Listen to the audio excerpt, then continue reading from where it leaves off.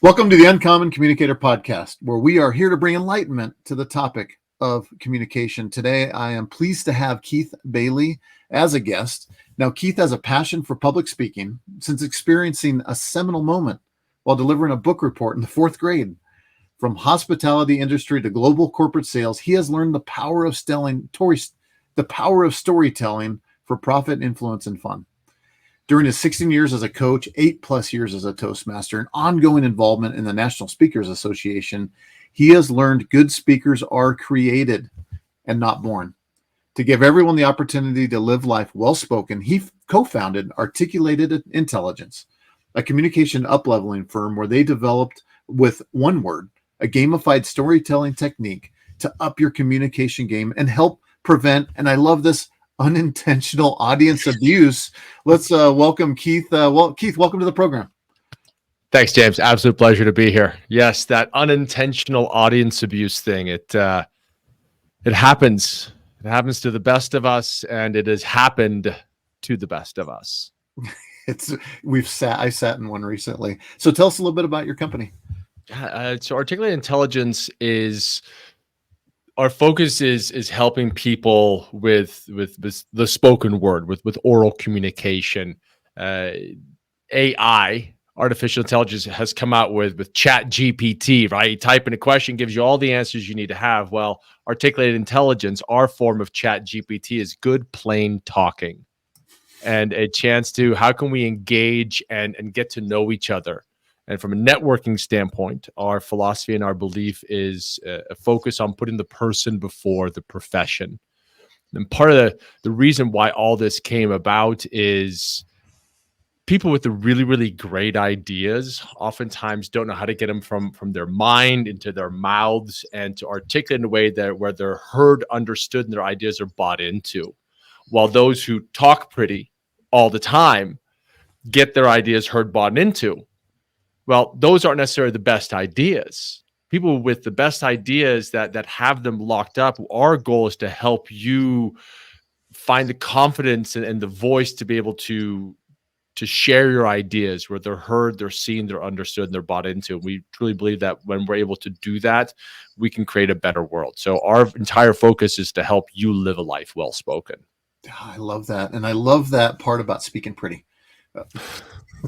We've all met the pretty talkers. Well, I've been looking forward to having you on the show for a long time, and I keep a board up of, ideas, future podcasting ideas, and I've had Network up there for a long time. A lot of my podcast is, hey, I want to get better at this, so I'm going to study it. I'm going to talk about it, and then I become better at it. And the Network kept dropping down at the bottom of the list because I'm honestly terrible at it. One of the things that I do the worst is following up. In my world, if you're in my world, you get all my attention. High school, early career, when I left California, I moved to Colorado. If you're in my circle, you're in my circle. But once I leave that circle, I'm the worst at following back up with those that are behind me. And in general networking, I can come and I can try to talk pretty with you at an event. But am I gonna follow up with that? There's probably not a good chance I'm going to. So hopefully, or not hopefully, I know that you're going to bring us some tips and help us be better at networking. Why is even networking important? Yeah, networking is important because it's relationships. It's the people that are in our community that we need to maintain that relationship with. Because one, we're a communal being. Two, there's a couple of things about networking, I think, to speak to what you just mentioned. And we think that networking is going to an event or going somewhere, meeting new people. That's only 25%. If you're going to spend, let's say, 4 hours a month of intentionally, like, I'm going to put time aside to network 4 hours out of the month, 3 hours of that, so 75%, should be spent focusing on reconnecting with the people that are already in your network and reaching back out to them, whether it's a text message or what Ross Bernstein, he's a professional speaker, part of the National Speakers Association, he calls getting scrappy. Pick up the phone, call people, get scrappy. And many of us these days, you're in construction and people in your space have a chance to go to the site, and you have a commute. Well, for those of us working from home, I don't have a commute. So I've created a commute to where I will drive somewhere. Then while on my drive there and on my drive back, I pick up the phone and I just make phone calls. And oftentimes we get voicemail. It's like, hey, James, driving around, just thought I'd reach out to say, hey, that's all that it needs to happen. And when you get that message, like, oh, Keith was thinking about me, I'll give him a call back. Or usually it's like my third or fourth phone call that I make where somebody actually answers the phone. And the intention here is just to have a chat, have a catch up. And the easiest conversations that we can have a catch up with is when we know something personal about that individual. Because for me to call you every time your phone rings and you see me calling, you know it's going to be a business conversation. You're like, I don't have time for this right now. But if we have a personal relationship, you'll make time for me. And we can just have that quick, easy, fun conversation, and we have a chance to catch up. So the importance of building and investing in what we call relationship equity, right? That knowing, that liking, and that trusting, and doing that intentionally makes it a lot easier for us to pick up the phone and have a conversation. I remember the luncheon that you and I had, right? We've had a chance, we've met through Toastmaster, we've had a chance to get to know each other. When we had that lunch together, we had such a great time just getting to know each other, which every time we see each other, we just kind of pick up where we left off. We all have those friends like, oh, I haven't seen this person in 6 years. Every time we call, we just pick up where we left off. That's the objective you're looking for with people in your network. So nurturing is a huge part. So that 75% rule will if all you take away from this entire conversation today is I need to spend more time reconnecting with my existing network and do it intentionally, you're going to be a better networker. And how far is too long in reconnecting with somebody? The longer the wait, the more difficult it becomes. So for me, what I have is I utilize LinkedIn quite a bit. And you have all of your chats that you've had. So I do a lot of outreach through that, and I have those personal conversations. So it's easier for me to reach out and look within the chat history, because when you and I have a first connection, first time having a conversation, we connect on LinkedIn, I send a message to you immediately like, hey, it was great to connect and talk about X, Y, and Z, have fun with blah, blah, blah. And I share that personal piece. So the next time I come back into that again, I have a chance to come back to that conversation. The last time we chatted was this, and this. How was Johnny's baseball game? And we can pick up where we left off in that regard. When we have long swaths of time that pass by, it's still that personal connection is the easiest way for us to pick up where we left off. But if it's all we've ever talked about is work, how am I going to nurture my relationship with you if it's just purely transactional? Nobody wants a transactional relationship. No, and you make a great point about making that connection, because you're right. If I'm looking at my phone and Keith Bailey's calling me, and I know he's going to ask me about, hey, when am I going to get paid, or just all that business side, then those are the conversations that you put off. And to make that connection, I think, is really important. To be able to go back and make those long-term connections, because you've really made me think about the people that I would still love to be connected with, but I feel like it's been too long. And if I call them, because this happens to me, it's like, if I get a call from typically somebody from my family, it's who died or something. What terrible news? Why are you calling me? It's got to be terrible news. We're not there to check up, and that happens, I think, in a lot of our relationships without that connection and that tie-in right there. Yeah. Which is why if it's been somebody who's been a while you've chatted with, that I'm going to come back to that personal side is so powerful, is just to reach out to them. It's like, hey, I was thinking of you. I was doing this. I was driving here. This certain thing made me think of you. And I know it's been a while since we've chatted. So I just thought I'd reach out. Give me a call when you get a chance. Right? Like, go back to what it is that the foundation of the connection is built upon. Right? What is the equity within that relationship? I love that, because I saw a truck of a guy who had left our company, and it was another same company truck, and I saw it, and so I called him, I guess that's kind of that same idea, right? Something that triggers it, that makes it a fresh idea instead of just, calling in out of the blue. Yeah. That's a great tip. Yeah. Or, that calling out of the blue, sincerity and honesty is huge. It's James, it's been 2 years since we've chatted. I know that, we used to work on the same project together, and time changes things, but I just want to catch up. How have you been? What's and this is a great opening question when you have that initial dialogue with them. And it's the same question that I utilize when I meet a stranger that I want to get to know. Is I ask a really big question. And the big question oftentimes has a first, a best, a last, or a worst in it. And the best one that I like is what's been the best part of your year? What's been the best part of your summer? What are you looking forward to coming into the fall? What is on your right? What's looking into the future? Let me give you a quick story on this from a professional standpoint, because I do this with my clients when I get in conversations with them. I ask that personal question because I want to get to know them a bit better. And I'm on a conversation with a standing client. We have a session that we're going to be talking about that's coming up, a gig that we're doing together. And then I want to pitch him on additional work for the future. And I asked him the question, I think it was January 10th. It was of this year. And we get on. I was like, so what's been the best part of your year? I mean, we're into a new year. What's been the best part? I'm just happy that I have a job. My company's been going through a lot of layoffs, and it's been really difficult. I've had to let some people that I'm really close to, I've had to let them go. So I'm just happy that I have a job. Wow.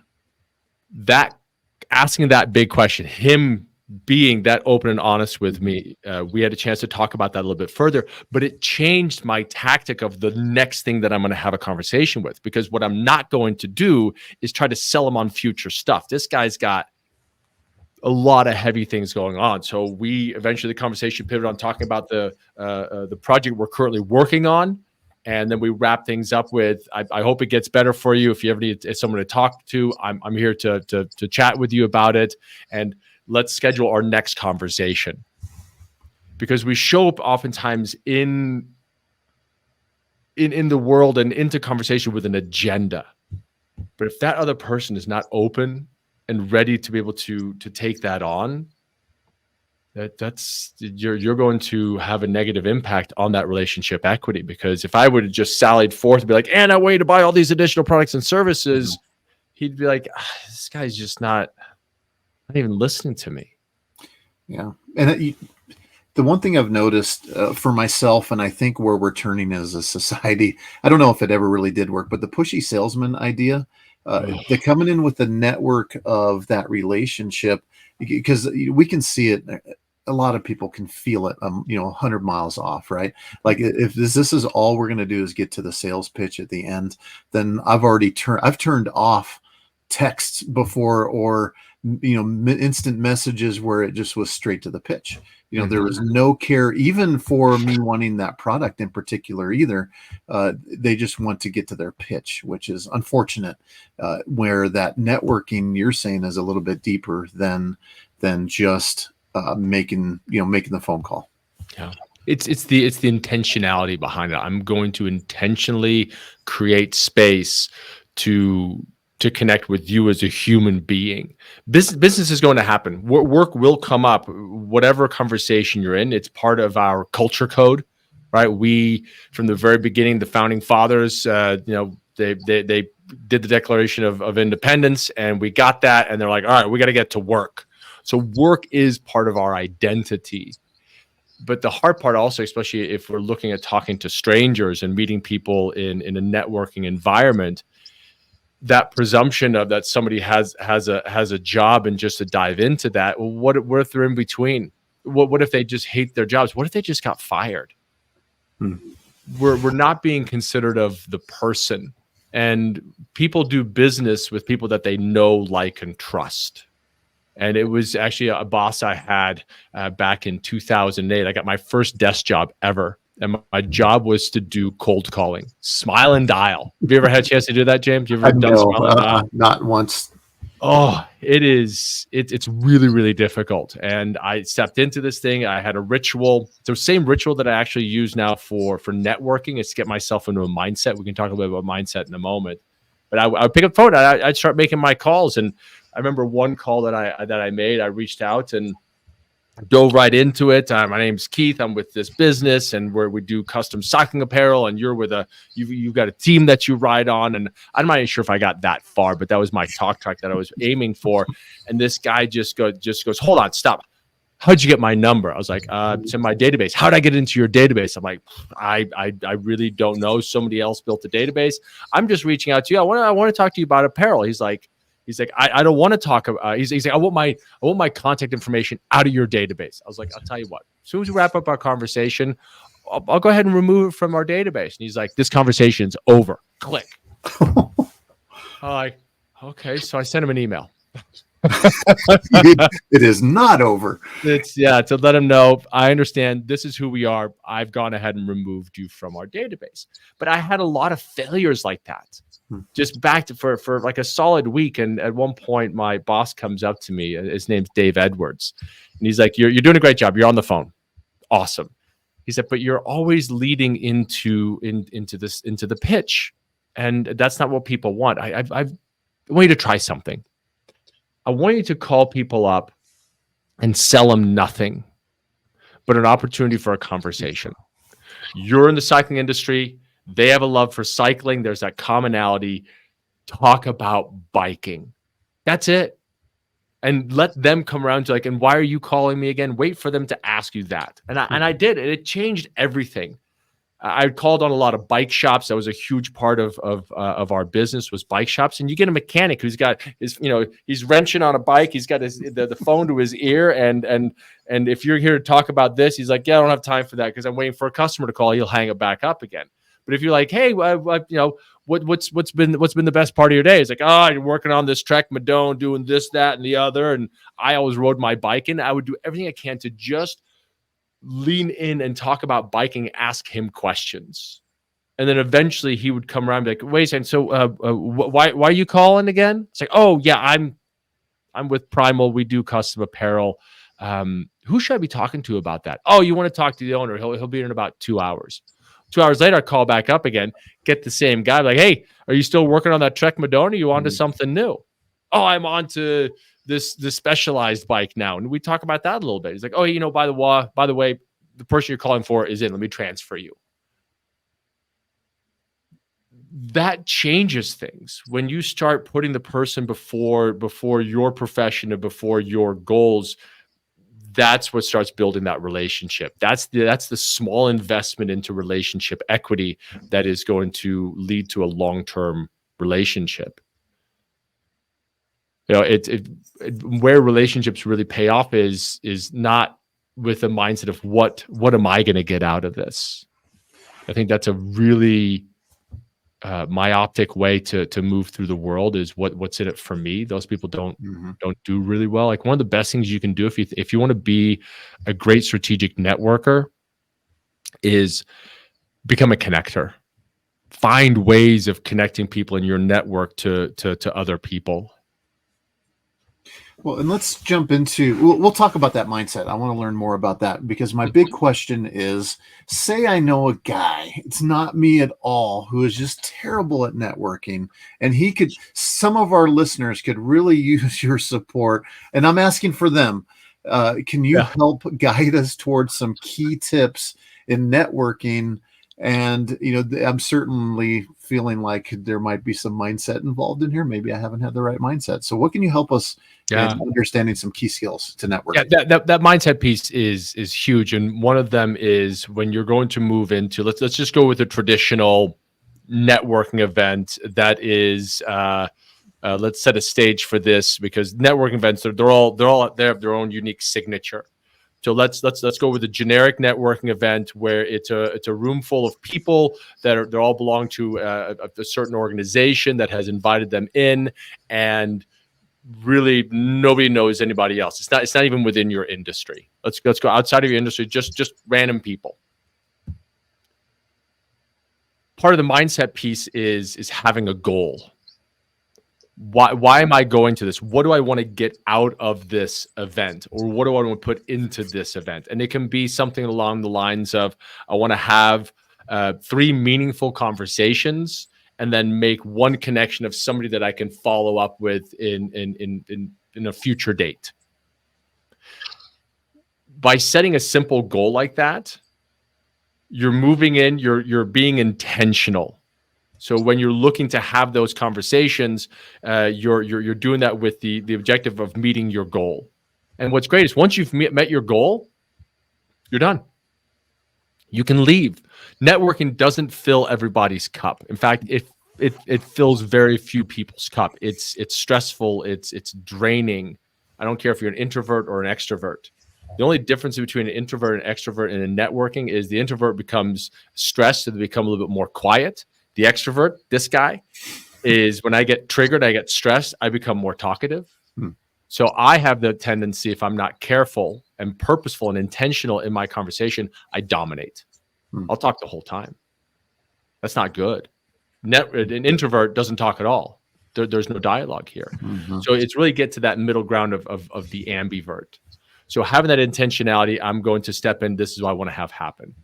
The other part, the mindset, is usually something physical to get you moving, get your heart rate up a little bit. I do an exercise that's called "Whoa, this is exciting," where I physically say out loud, "Whoa, this is exciting," before I move into that room. Like I'm walking up to it, and you'll see me stretching a bit, like I'm just waking up. I'm like, "Whoa, this is exciting!" Whoa, I shake a bit. Right? You look at a dog that's stressed; they'll physically move themselves to shake off that stress.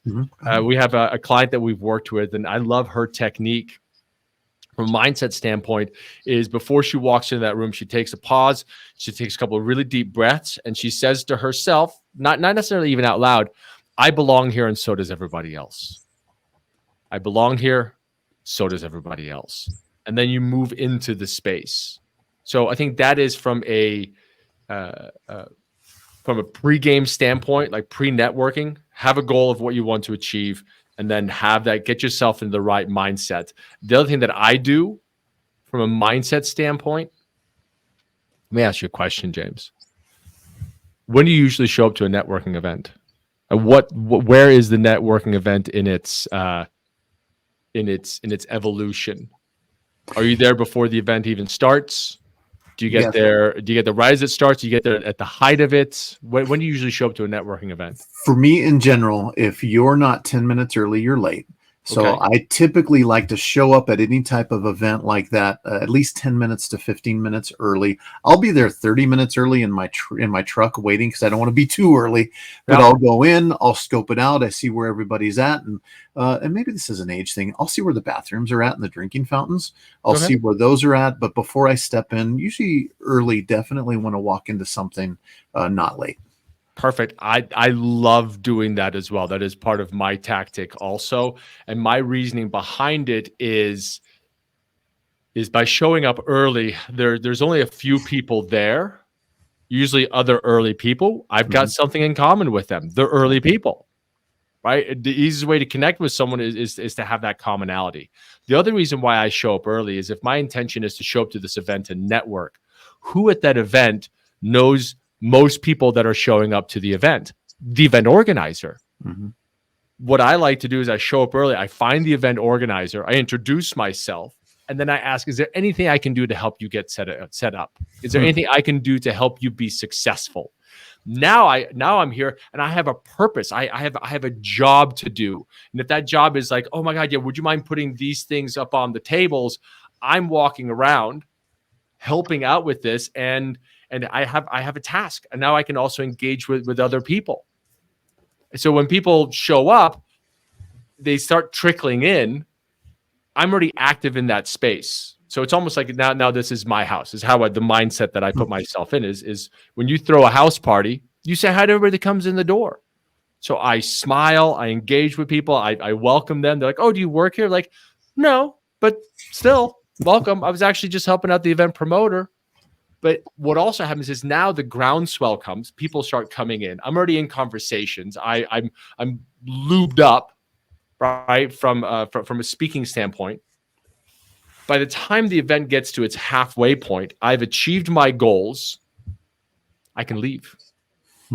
Leave on a high note. Leave when things are at their height. The hard part is, I don't care if you're introvert or extrovert, if you show up in the middle of that event, it is daunting. It is difficult. Mm-hmm. People are engaged in conversations. You kind of like, oh, I guess I'll just go to the bar and have a drink, which is not a networking strategy. The bar is not a strategy. The bathroom is not a strategy. It is okay in the middle of those events to go outside and refresh, to step out of everything. Well, and you made a great point of probably why I don't like showing up in the middle is people are engaged in those conversations already. And I find a lot of times if you get there at the tail end, you're also getting more of a tired individual, right? Where they're talking a lot, and that's very true. And I would have always considered myself in the past to be an introvert type person, but I have changed. I now, depending on the event, gain energy from it. Most of the time I'm getting energy from these type of activities.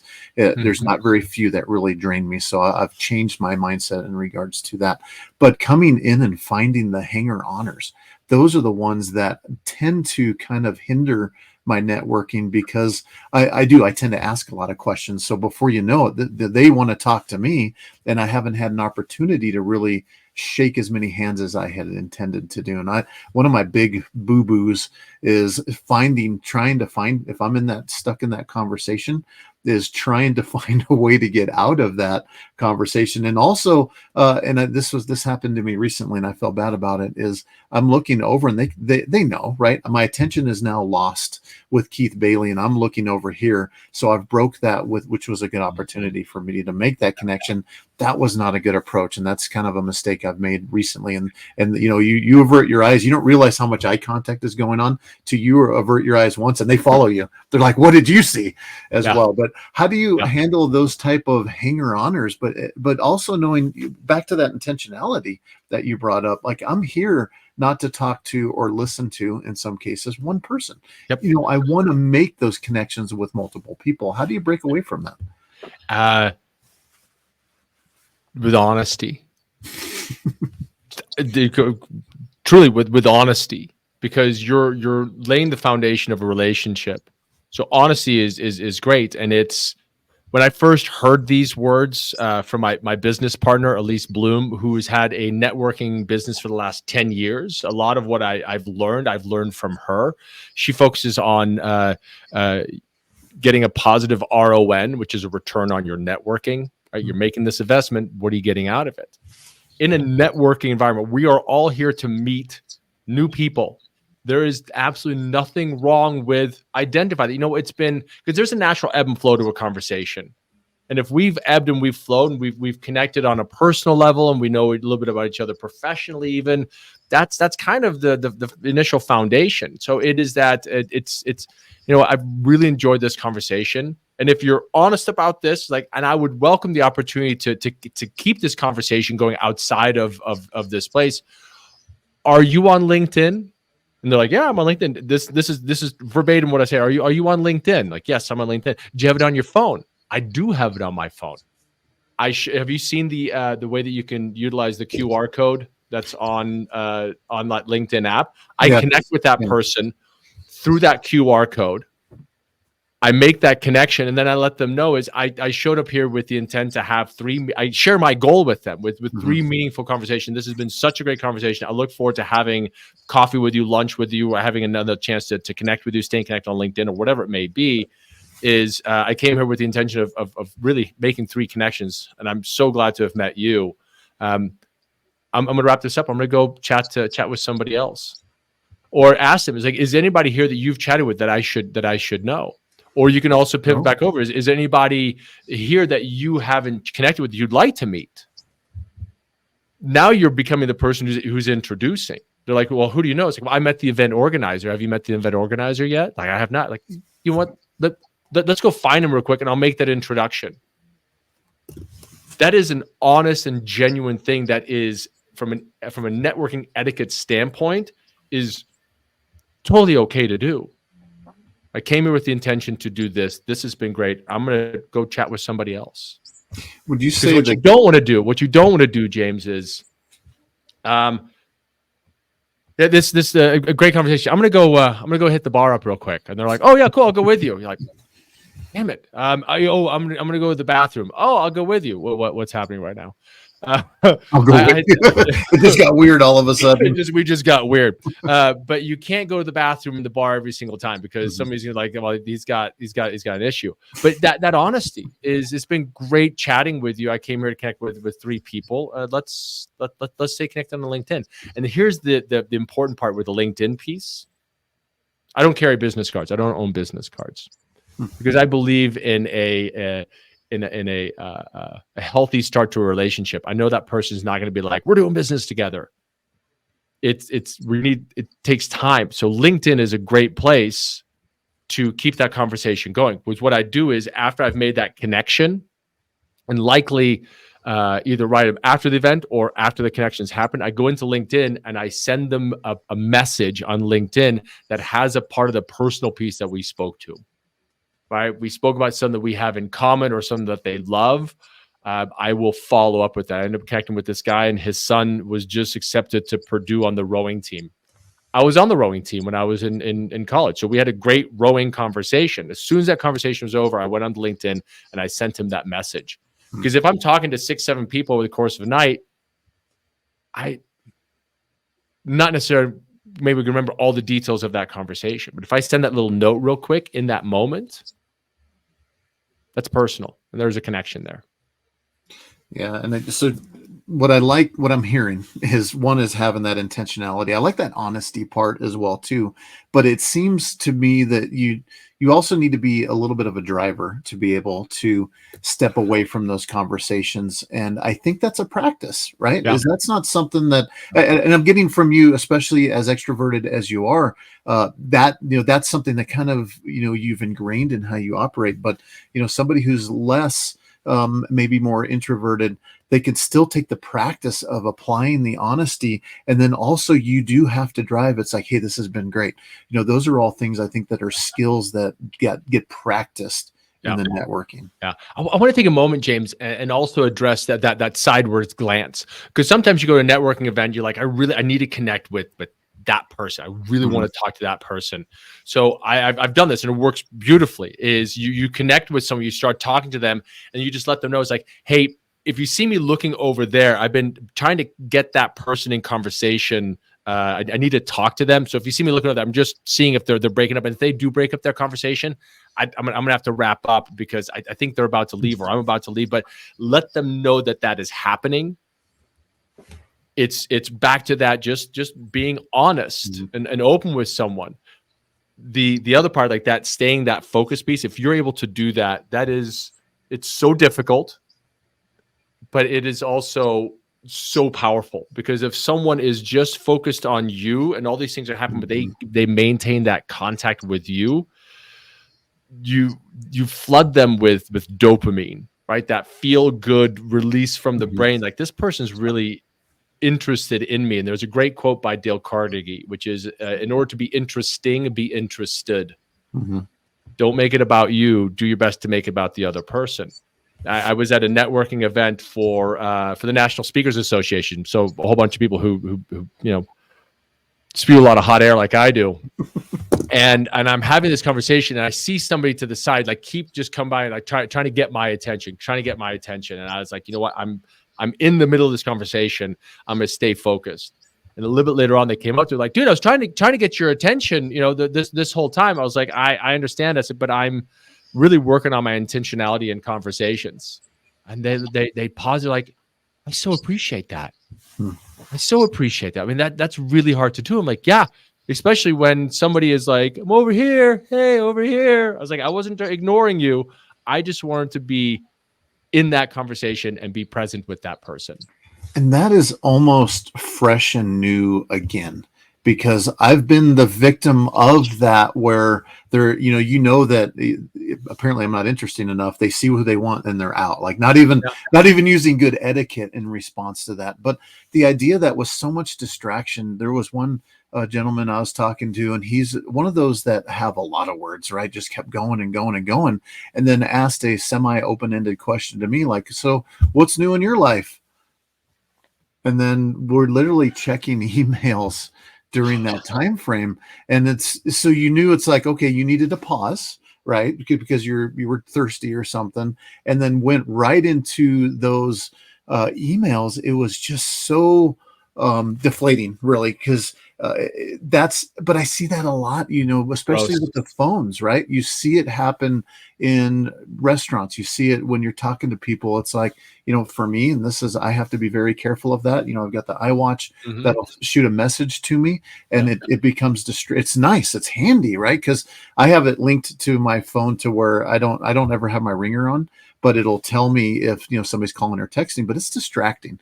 And to your point of that eye contact and focus, when you don't, it's so refreshing anymore for somebody to really be interested in me. And when I say me, I mean anyone is saying to be, someone to be truly interested in them, is that one. It's so rare anymore. That connection is so powerful. Yeah. Put it aside. If you're going to step into that space and you're going to give yourself that permission to be there for the next hour and a half, present in that moment. Nothing wrong with setting an alarm for yourself, but then turning off all your notifications. And if you've got the smart device on your wrist, is turn off all other notifications, and just when that alarm goes off after 90 minutes, turn it off and give yourself that permission to leave. It's part of your goal. My goal is to be here for 60 minutes and present in the moment for 60 minutes. Like that's a great goal. And then do that. Be in that moment. And you first time through, you might only make it 30 minutes out of that 60. And it's okay to be kind to yourself. Like, all right, I made it 30 minutes. I'm gonna go step outside, check my messages real quick. And back to that transparency is, if you're having a conversation with someone and it's going well, let's say you and I meet for lunch. If you know that you're expecting a very important email or phone call, be open with that in the very beginning. Set that expectations. Hey, just want to let you know that in about 15 minutes, I'm likely going to get a phone call that I've got to take. By all means, I completely understand that. But if we're in the middle of talking and all of a sudden your phone, like, oh, you're talking, right? Like, blah, blah, da, da, da. Oh, hold on a second. Hey, yeah. What's that? Like, what am I, chopped liver? Yeah. Yep. So it's back into relationships.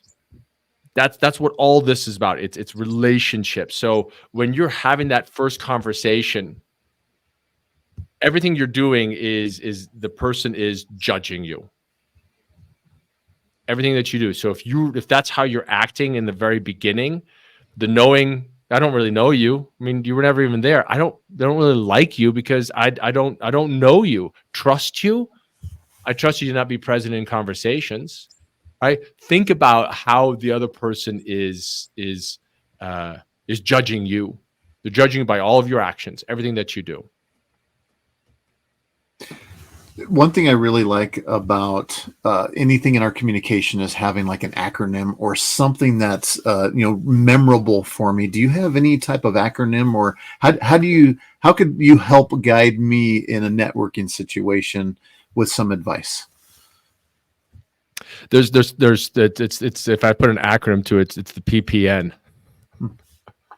No, it's the pen. It's the pen, the PEN, the pen. PM. Prepare yourself for that networking event. Show up early. Prepare by moving things out of the way and off of your calendar and your reminders to be present in that moment. Prepare by having the goal that you want to achieve, getting there. Prepare by getting yourself into that mindset. So that's the P. The E is engage. Engage with people. Find somebody who is standing by themselves and go over with a smile on your face and introduce yourself. If you're in a group of people, let's say there's 3 of you speaking, to be a good steward, to be open to inviting other people in, is you don't want to be a closed circle. You want to be an open circle. So if you're on the end of it, is just take one foot and spin it out and open that shoulder. That's inviting. The other thing is when somebody steps into a conversation, they are being brave. They're taking a chance, especially if they don't know anybody. A thing that you can do from an engagement standpoint is, if you're not speaking, somebody else is talking, is bring that person up to speed. Hey, we were just talking about Corvettes and about cars. Just bring them up to speed. That's a nice way to engage. Now they can join in the conversation as opposed to kind of standing on the outside looking in. From an engaged standpoint, when we look at our tradition, we're still in our traditional networking environment, right? Where we don't know anybody. People are going to ask you the question, what do you do? It's just we're programmed that way. You can answer that one of two ways. By talk about what you do, but if we have a focus on putting the person before the profession, is to answer it with a personally I. So whenever I get asked, what do you do? Because oftentimes when I say that I'm a public speaking coach, people will tell me that they hate public speaking. Don't necessarily want to go down that path. So I start with a personally I. Personally, I'm embracing my midlife crisis. And I get that response every time because it's like, yeah, it's a human thing. Like I can relate. I'm 51. When I was 40, I was like, God, that midlife crisis, I got another 10 years before I get there. If somebody who's 60, like, yeah, been there. But then the next part that comes after that, after I get the chuckle, is or somebody will ask me, but how are you doing that? So well, I'm learning to become a pilot of remote control airplanes, which gets another laugh. And then I pivot into it because it's cheaper than owning a Corvette, and it's less drama than dating somebody half my age, and of the three, it's the only one my wife approves of. What do you like doing personally? Will be the next thing that I ask. So I've shared. It's called conversational threading. I've given you several things that you can grab onto that we can have a conversation about. We can talk about midlife crisis. We can talk about airplanes and remote control planes. We can talk about cars. We can talk about dating women half our age. We can talk about our wives, right? I'll let you know that I'm married. I gave you so much little details that we can have a conversation around. That's called conversational threading. But then when I pivot around and I ask you the personal question, oftentimes people are not ready for it. And this happens all the time. Somebody's like, oh, I like biking. Well, there's not a lot of threads in that. So what I do, I take this responsibility is, oh, really? What kind of biking do you like? Mountain biking? Do you like road biking? Are you more like a casual biker? Do you have an e-bike? Like, tell me more about biking. Like, oh, I do mountain biking. Oh, fantastic. And now do you like downhilling? Do you like cross-country mountain biking? Like what kind of mountain biking? Like, oh, I like cross-country. Oh, what are some of your favorite places? Like, I will turn into a dentist and I will pull as many teeth as possible in order to get information from that person and help them with the conversation. Intentionally to help them. And along the way, somebody talk about, oh, I love cross-country mountain biking. It's like, oh yeah, I love that too. Have you ever done a trip to Crested Butte? Like, oh, I love Crested Butte, or I've never been to Crested Butte. I will help with that dialogue if I need to. So that's the engagement part. The other engaging part is when you do get into that professional piece, and somebody asks you, what do you do? Do your best to avoid answering with your name, title, and the company. What you really want to get to answering is why you do what you do. That's what you're working towards. And what you can do in this is to choose your own adventure. You can ask a question.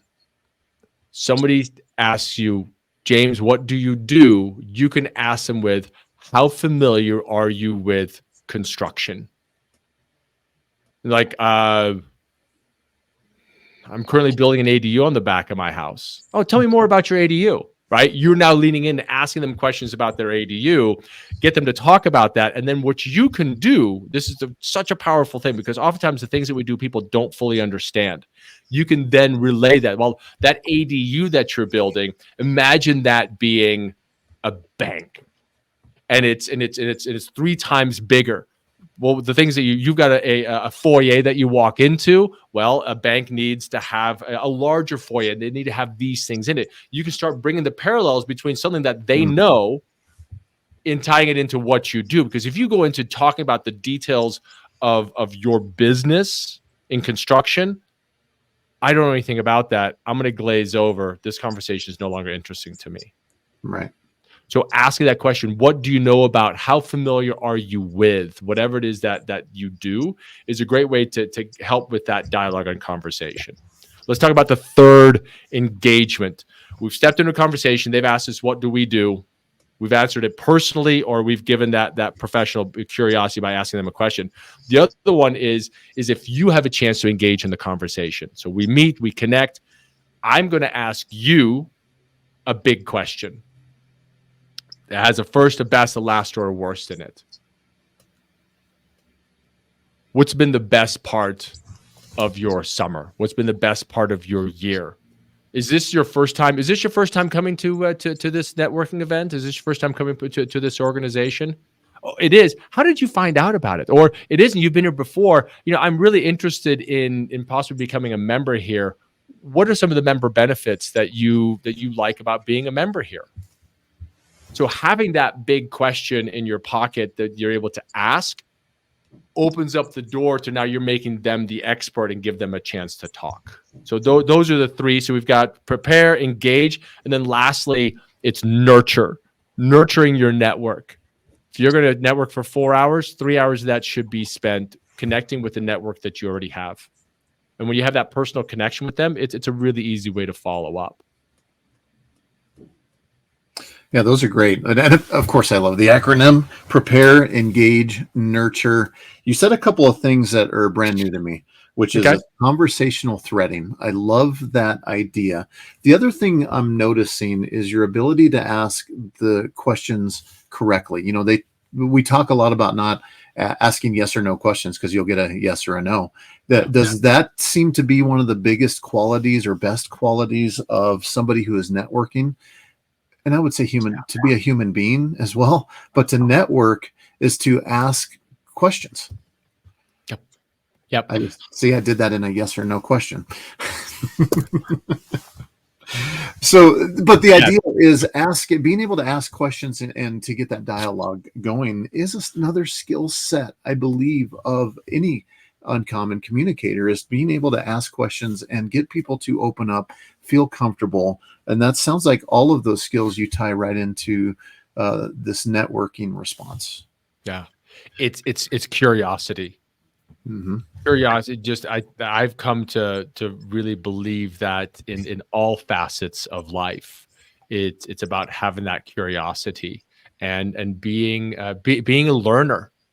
Right? I want more information. I want to continue to grow and to learn. So when I find myself wherever I am, because networking also, let's talk about networking within the business, right? The people that you're working with, we spend a lot of time having conversations with them that are not work related, and it's an important part of building the relationship, of that relationship equity, that relationship investment that we're making. When I worked at a corporation and having a conversation with the president, he's like, it's really frustrating. He's like, I just don't feel like a lot of the team members know me. And I was like, I can see that. And I think part of the reason why that is because you park in the west parking lot, you come through the west door, your office is located on the second floor of the west side of the building. You come through that door, walk up that staircase, and you're in your office. And then you talk to people that are in that area. What if you were to park in the east parking lot and then find a different way through the building, and all you have to do every single day is just walk in and say good morning to people. Good morning. And if somebody that engages with you and says good morning back, you can ask them a big open-ended question. And it doesn't mean we're going to be in conversations the entire time for the next hour, but it's that visibility and it's that being human, I think is the big thing that we are missing in our work relationships, is that human factor. I know you can do your job, but I want to know something about you. So intentionality behind our actions.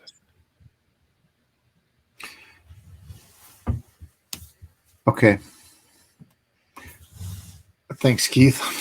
This has been great. Well, there's a lot processing in my mind. Sure. I'm like, where are we going to go with all this? So you gave us some really great advice, and we're going to wrap this up. And there's a couple of things that we have to do, is to size this down to what I call the UC moment, or the uncommon communicator moment.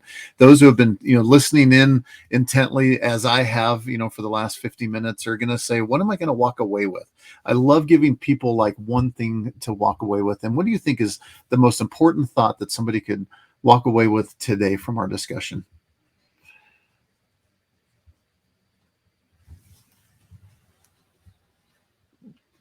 One of the best ways to move through this world is really with curiosity, and an honest curiosity in other people. And when you have that curiosity of wanting to get to know the person, so many things become easier, because it's a specific focus that I have.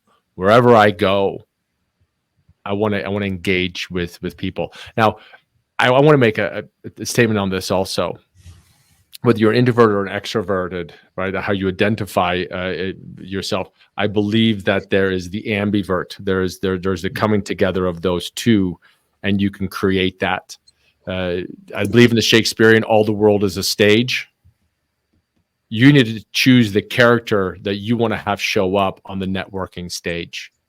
And part of that character's core values is curiosity. Let that be part of that character who you're going to be for that hour and a half, 2 hours, however long you're networking for, is when you show up and you've got yourself in the mindset that this character that I am here is a character filled with curiosity. I want to get to know people. And it's going to make networking so much more fun. I love that. I mean, that's a perfect UC moment, to have honest curiosity. I mean, that's fantastic. That's all we need with that. Yeah. And somebody who's curious asks big questions. Yeah, it like, back to your point, true curiosity. Instead of being vague, you're like really interested in that person. Mm-hmm. That's going to be the key to being in any networking situation. So that's fantastic. Thanks so much, Keith. Yeah. The big question for you is, how do people get a hold of you? Yeah, absolutely. Thanks so much for asking. If you're looking for just some of the content that Articulated Intelligence has, it's www.articulated-intelligence.com. Because I'm a baller on a budget. I think the domain name was like $200 with the dash. It was like $10,000 without the dash. I'm like, I'll go with the dash right. So it's Dash Intelligence. Then also Keith Bailey on LinkedIn. I'm sure we'll have those linked in the show notes. But there we post on a weekly basis, and it's articles that are around communication. So a large part of our business is focused on the corporate stages that we take. Networking is one of them. That keynote that you deliver, that boardroom presentation, that elevator pitch, all of those are where we use words. So that's really what we focus on, and our emphasis is really around storytelling. And we help people really live a life well spoken by starting to look at their life and their life experiences through the lens of a storyteller. Well, again, Keith, thanks so much for being on the podcast. You brought so much value to all of our listeners. You left us with the UC moment, which I put you on the spot for. Everybody needs to know that. He did not know he was bringing the UC moment. Typically, I sum it up and you nailed it. You were thoughtful. I loved it. And it's great. It's, that honest curiosity. So that's what I like about that UC moment, and something that you did that we should all do when you ask a big question like that, is you gave silence.